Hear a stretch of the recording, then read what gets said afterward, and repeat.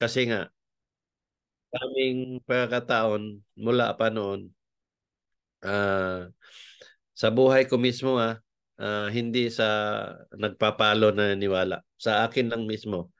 Ah, Maraming pagkakataon na ang mensahe niya nagkatotoo. Ah, sa maalala ko lang, ah, alam ko marami talaga, pero sa maalala ko lang, yung nag-lockdown nga ang Cebu Pacific noon, ng araw ng Pasko, 24 yon, December 24. Ang di ko matandaan yung taon. Kung naalala ninyo na nagbayad ang Cebu Pacific na 50 million doon sa mga na-stranded.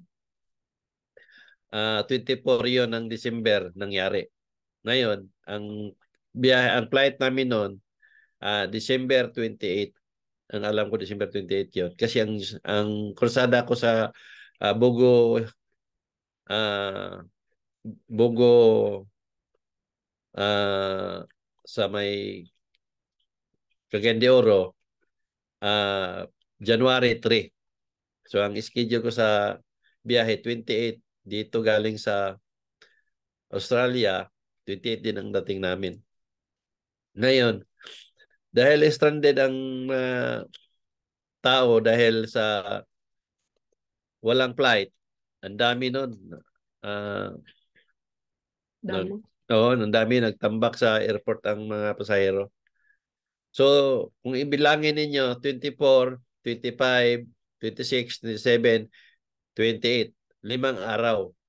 Ngayon, pumunta kami sa airport kasi ang flight namin sa 29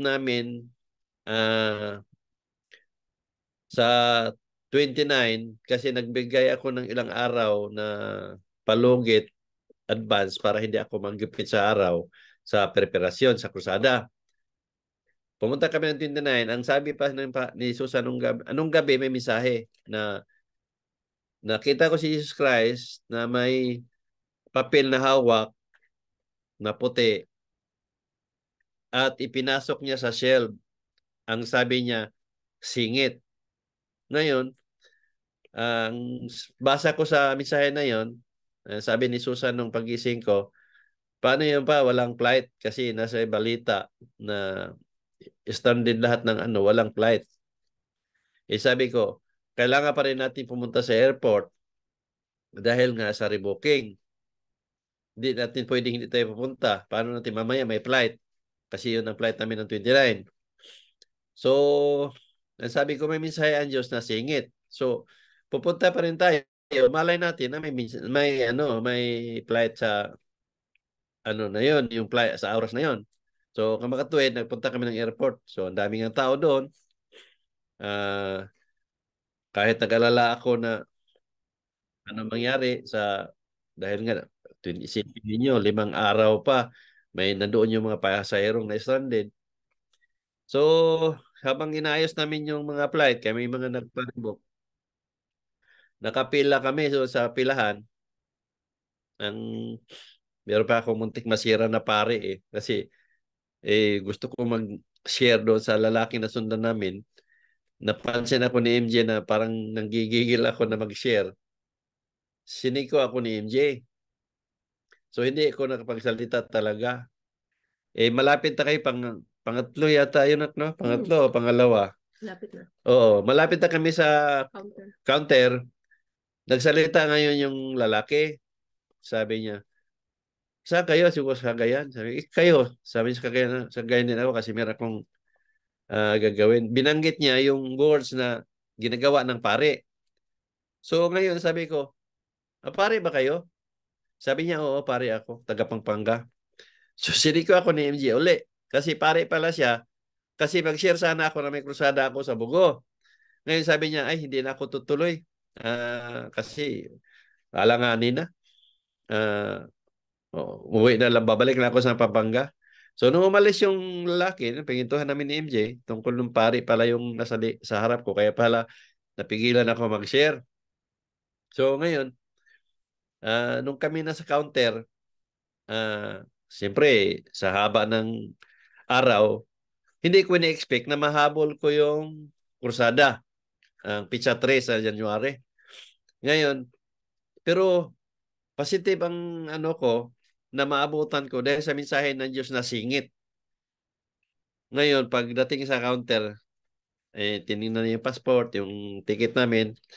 Ang sabi na sa counter, Sir Narciso, okay lang ba sa'yo? Isingit ko kayo? Sus, pagsabing singit, talagang parang nagulat ako. Sabi ko, okay, okay. Sabi ko pa una, sabi niya, Sir Narciso, pwede ba kayo isingit sa pizza 3 ng madaling araw? Ko, sige, sige, pwede, pwede. Kasi pizza 3 ng anong araw na yon, pizza 3 ng January, krusada ko. Isisingit kami daw niya, pizza 3 madaling araw. Fresh flight. So, gulat ako, sabi nga ni MJ, grabe pa paano. Pero nasa mensahe na sabi ng Diyos na isisingit. Yun, sa mga tuwid, balik kami pagka-tres. Pagdating namin, ang dami pa rin tao. So, maraming nagalit doon sa loob pa kasi 24 pa daw sila. Bakit hindi sila nabigyan ng flight? Pero kami ni si at Susan, pasimple lang kami nagkwentuhan na grabe tayo 29 ang flight natin. May nauna pa sa atin 24, 25, 26, 27. Sila hindi nabigyan, tayo nabigyan. So yung nakikita natin ba, pag ang Diyos talaga ang magplano sa'yo, perfect talaga. Ngayon, nakaabot ako sa krusada alas 8:30 o alas 9. Kumain pa kami doon sa may tabuan, sa may Upol. Doon na kami nag-almusal. Kasama sila ng Saryo noon. Ang time na yun kasi sila yung nagsundo. So, tamang-tama lang nakarating ako sa krusada sa Bugo, alas 9 siguro. Doon ako sinalubong ng 4 na tao na may mahaba ang itak na pagbaba ko mismo sinalubong ako. Sabi ko, bakit may problema ba? Nasabi sa akin ng 4 na lalaki na may itak, dala. Wala sir, naniwala kami sa iyo. Mga tad-tad kami. Kung mayroong mang gulo sa iyo, tatarin namin. Sabi ko, wala naman siguro mang gulo sa atin. Wala naman tayong ginawang masama. Ang sa atin ang pagtulong sa tao. So, yun yung time na yun. So, never ako kinabahan sa oras na yun. Kahit hindi ko alam kung anong pakay nila. Kasi alam ko, ang Diyos talaga, pagkasama natin, wala tayong dapat kinakatakutan. Ngayon, pangalawang naalala ko, yung na-COVID na lockdown ako sa COVID. Kasi COVID time, naka-schedule ako ng krusada, Pizza Gis, Pizza City yon ng March ba yun? Schedule ko ng March 7. Ngayon, pagdating ko sa Manila, nag-declare ng uh, lockdown ang Manila. So, nandun ako sa Manila ng time na yun. Pero bago pa yon, nagsabi na ako ng tanong ko muna ako kay best friend. Sabi ko, best friend, so hindi nakakaalam ako sinong best friend binabanggit ko, si Jesus Christ yan. Sabi ko, best friend, tutuloy ba ako kasi may COVID na, nag-umpisa na? Sabi niya, tuloy ka. Sabi nga nun. So, tumuloy ako kahit alam ko na may grabe na ng COVID. So, sa aeroplano pa lang, dami ng ubo-ubo noon, time na yun. Umpisa pa lang ng COVID. So, naabutan ako sa pag-declare ng lockdown. So, natanggong ako na stuck ako sa Manila. Sa mga tuwid, nanggamot ako kasi sabi niya, manggamot ka. So, marami akong ginamot na COVID nung time na yun. Pagka May, so March, April, May, pangatlong buwan, lockdown pa na tanggong pa rin ako o na stop. So pagka May 23, nagmisahe ang Diyos na sabi niya, pabalikin kita sa Sydney kasi nahiya naman ako sa iyo na wala akong ginawa.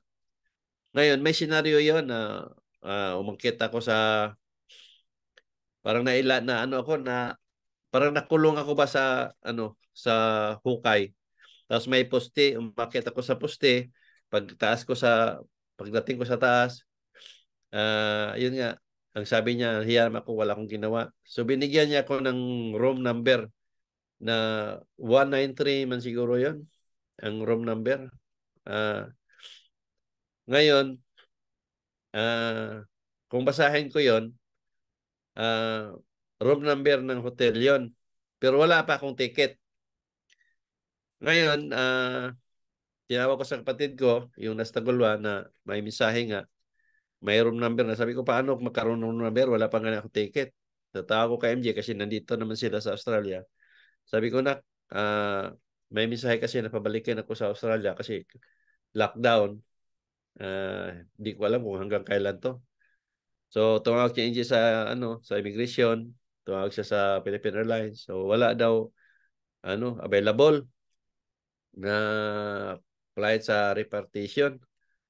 Ngayon, ang sabi ni MJ, mayroong available Brisbane. Ang sabi ko na, hindi na ako mag-Brisbane. Dahil pagdating sa Brisbane, mag-lockdown ako ng 14 days. Pagdating sa Sydney, lockdown ako 14 days. So, 28 days. Maubos yung araw ko sa lockdown. Ngayon, mas gustuhin ko na sa Manila na ako, at least bahay natin, sabi ko. So, ikaw bahala kung ano. Kaya, tinawagan ko na sa immigration o wala din. Sa embahada, wala din. Sa Philippine Airlines, wala din. So, yun na yung final decision ko na sa Manila lang ako magpalipas. Ngayon, dahil wala na ako sa trabaho, lockdown na ako, tinawagan din ako ng boss ko sa trabaho na in-apply nila ako sa government na ang gobyerno ang magpasweldo sa akin habang lockdown ako. Kasi ubos na yung leave ko. Sila ang nag-nominate sa akin. So, sa mga tuwid, kahit na lockdown ako, nagkaroon pa rin ako ng pera sa time na yon dahil Diyos nga talaga nagpaplano. Ngayon, nung kinagabihan, tumawag sa akin ng Philippine Airlines na ipa-confirm yung flight ko ng hapon. Same time sa mga schedule nang nakuha namin ticket. Nagulat ako kasi sinabi na ni MJ na wala dang available kasi puno ang mga flight. So kung mayroong flight sa Brisbane, ang sinisiguro ko nga sa Sydney ba yung sinasabi nung kausap ko. Sabi niya, sir, sa Sydney to sir. Gusto lang namin na i-confirm. I-confirm mo ba? Sabi ko, sige, take ko yan. So binigyan niya ako ng requirements, pupunta sa Department of Health, pupunta sa barangay kasi iyon ang puro checkpoint yun galing sa bahay namin, puro checkpoint, mga 4 na checkpoint yata hindi nadaanan namin pagpunta sa airport. So, umaga pa lang, naglalakad na ako. Tapos pagdating doon sa munisipyo, ang haba ng pila kasi ang daming kumuha ng mga clearance.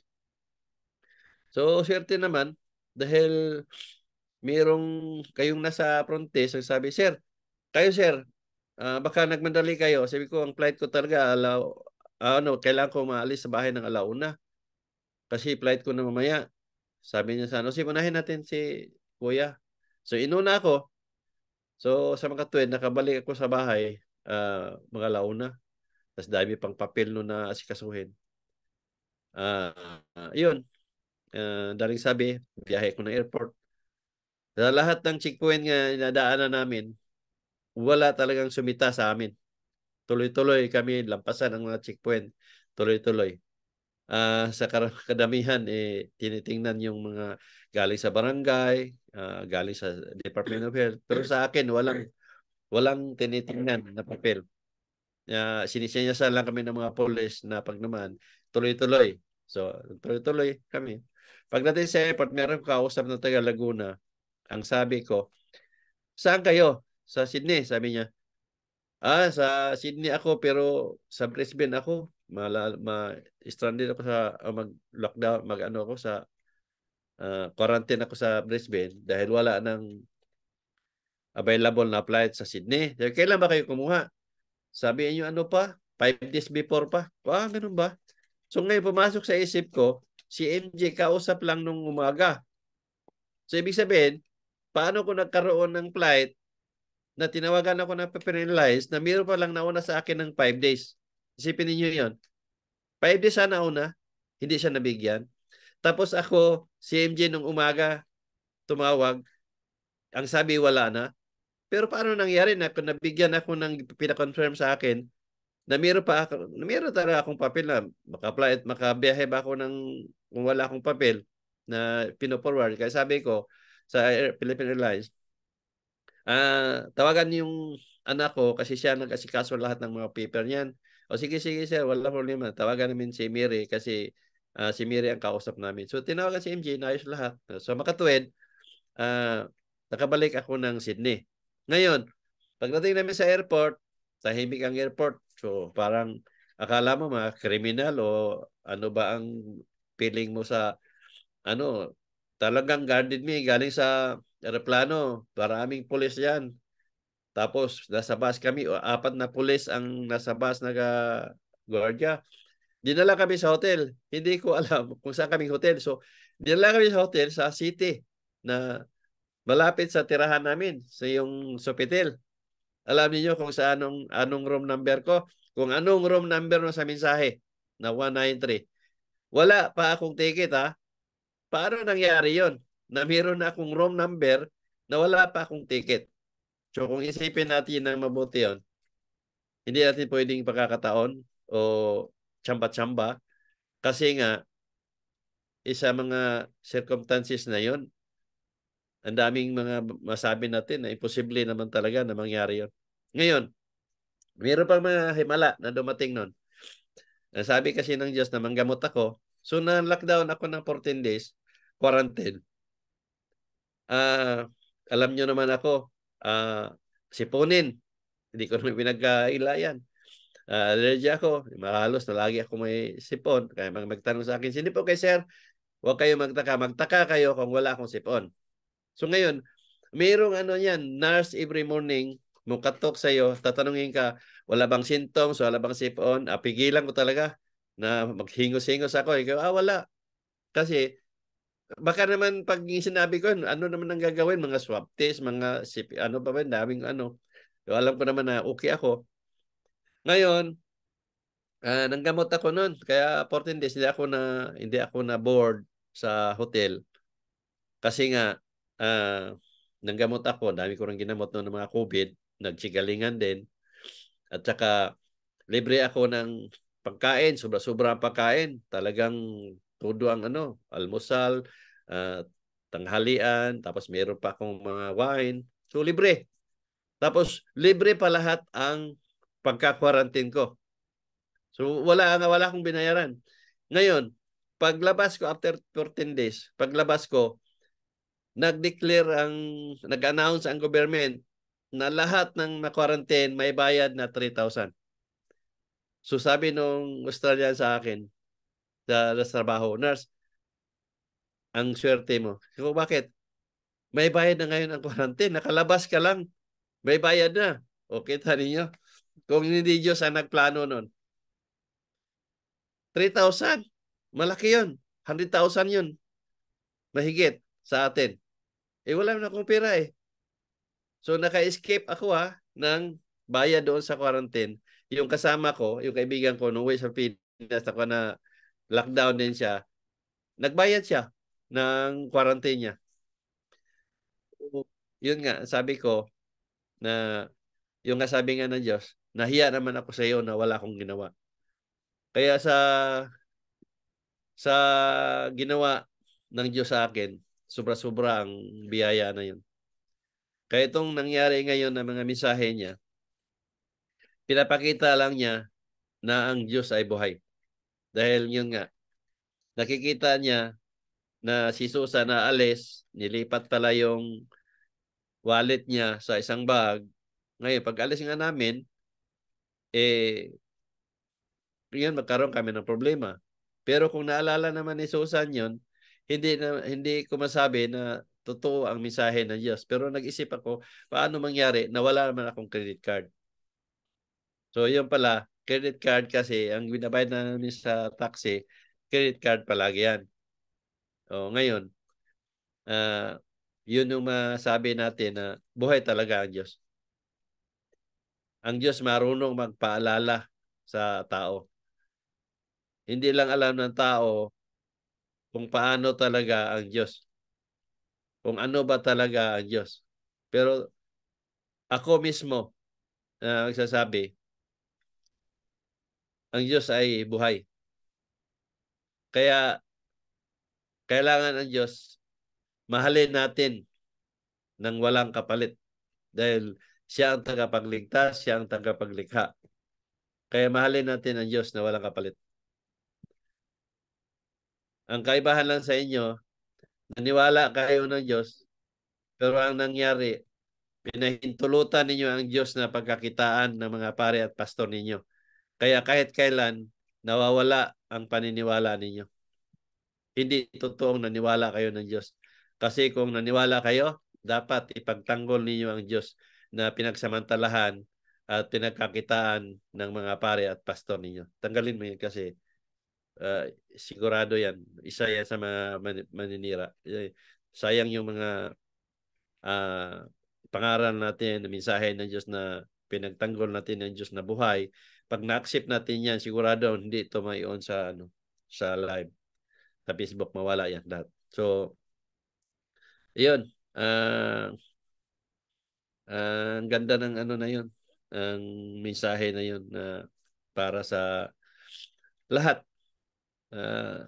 Yun nga like kong sinasabi na sinasabi nga ng Diyos na maswerte ang mga taong naniniwala sa iyo na ginamit na kasangkapan at naniwala sa akin na Jesus Christ. Kaya lahat ng naniwala na may mga karamdaman, nakikinabang na kayo. Dahil hindi 1,000 ang natulungan ko na absolutely free. Maraming, hindi na mabilang. Kung ako ang tatanungin nyo, hindi na mabilang.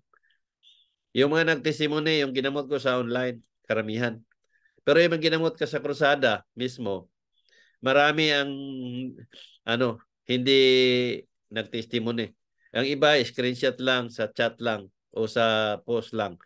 Pero kung sa video nga lang ng mga testimony, hindi na ninyo basta-basta matapos panoorin kahit 3 buwan o 6 na buwan o 1 taon ba. Tsaka yung mga post ko na nagkatotoo, hindi na ninyo basta-basta matapos yan. Basahin o halongkatin ang lahat ng nagawa ko na totoo. Na nagkatotoo ang mga isinusulat ko at totoong totoo. Kaya samot-sari ang mga himala na ginawa ng Diyos sa kamay ko. Na pinakita ng Diyos na totoo akong ginamit. Na yun nga sabi nga ng Diyos, manatili kang mamuhay na simple at normal. Kaya yun din yun ang buhay ko ngayon. Walang nabago sa buhay ko, walang nabago sa pagkatao ko. Kung ano ako noon, ako din ngayon. So yun lang ang may share ko sa inyo at sana makinabang kayo at hangad ko din sa may mga karamdaman na makinabangan ninyo ang mensahe ng Diyos dahil ang boses ko hindi ko ito ipinagdamot. Itong boses na to habang buhay lang ako. Panahon na mawala na ako at kukunin ako ng Diyos, hindi na ninyo to makinabangan. So habang buhay pa ako, samantalahin ninyo na makinabangan ninyo. So yun lang, magandang umaga at maraming salamat sa pakikinig.